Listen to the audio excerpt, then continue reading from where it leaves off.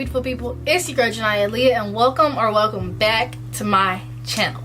So as y'all can see by the title and the thumbnail, today I'm going to be installing a cute bob v-part wig. And so the wig was sent to me from Beauty Forever Hair, and I'm going to go ahead and unbox this wig for you guys. And so as you already know, in the box it comes with some lashes, a scarf, some clips, and the wig cap.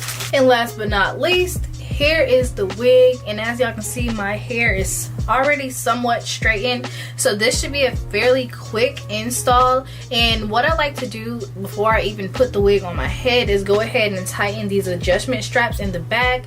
But without further ado, I'm going to do a voiceover for the remainder of this video, and so let's get into it. Okay, you guys, so I guarantee this is gonna be the easiest, quickest, I guess, sew-in look that you could ever go for. And so if you've seen some of my other videos, I always start off my V-part videos by measuring off the parting section, and so I just like to see how wide the part is on the wig, and that's how I know how wide I need to make the part on my head. And so from there, obviously I kind of just part off a V, because that's the easiest thing about this.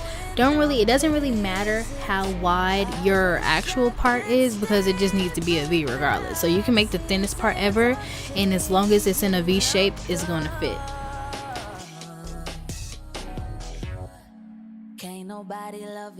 And from there, the way I like to kind of put my hair under the wig is I literally just comb my hair back into the lowest little ponytail behind my wig, y'all, and that literally makes this so easy. And if you have longer hair, this may not be, an option for you, so you might have to, I don't know, braid your hair or find something else to do. But this is what I like to do, and I usually get a bobby pin, or I just kind of make a super low bun thing, and once I put my wig cap on it, it makes this very flat. But if you do plan on wearing this for a longer time, you could just go ahead and braid your hair. And I've also seen some people wear these type of wigs and substitute for a sew-in. So definitely, if you want to kind of do a protective style type thing under your wig and do almost like a sew-in braid down type under your wig, that definitely works out too. Now I like to do my edges ahead of time before putting on the wig, because I also feel like it makes it look a little more natural, especially when the wind blows. I didn't want to have leave out or anything, but having your edges laid this already looks like a silk press. And if you ever had a silk press, silk presses really don't have extreme baby hairs, which is why I didn't want to do the moles and all that type stuff with this wig. So I think doing this and just having my hair as is was definitely enough.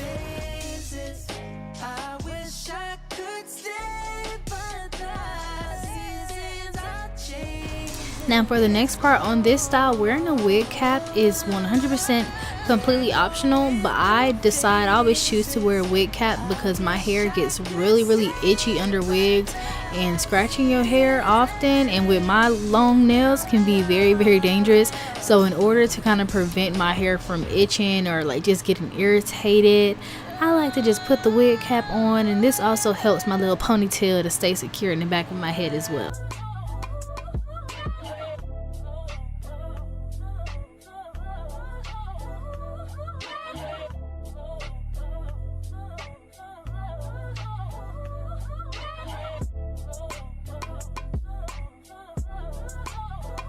Now when it comes to blending your hair with the wig, this product is literally a holy grail product. And so this is just a regular wax stick, and what I like to do is apply that not only to my part but also kind of close to my ends.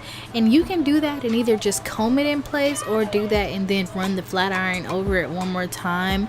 Either one will do, but I'm extra, so I like to run the flat iron through it one more time, and but this really helps your hair blend with just about any straight texture. If you need your hair to blend, if you don't master the silk press and you need your hair to blend, get a wax stick.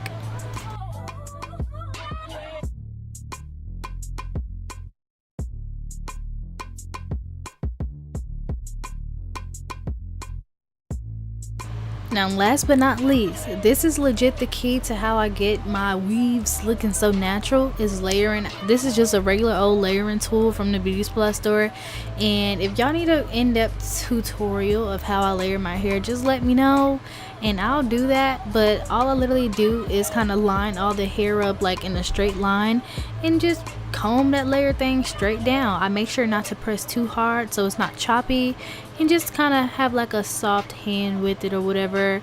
And I like to layer I like to kind of layer into the length in a, like, I don't know how to explain it, but in like a pyramid type form to where it just flows into the length naturally and just looks very, very natural. So that's all.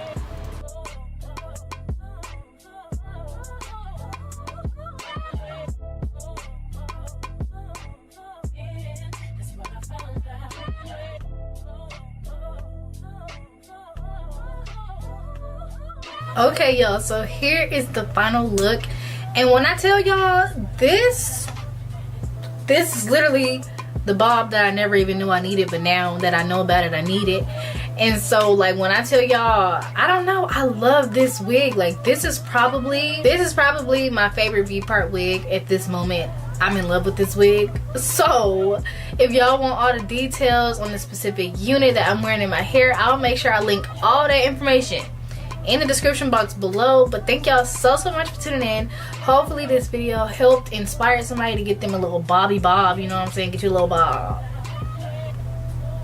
Get you a little bob action.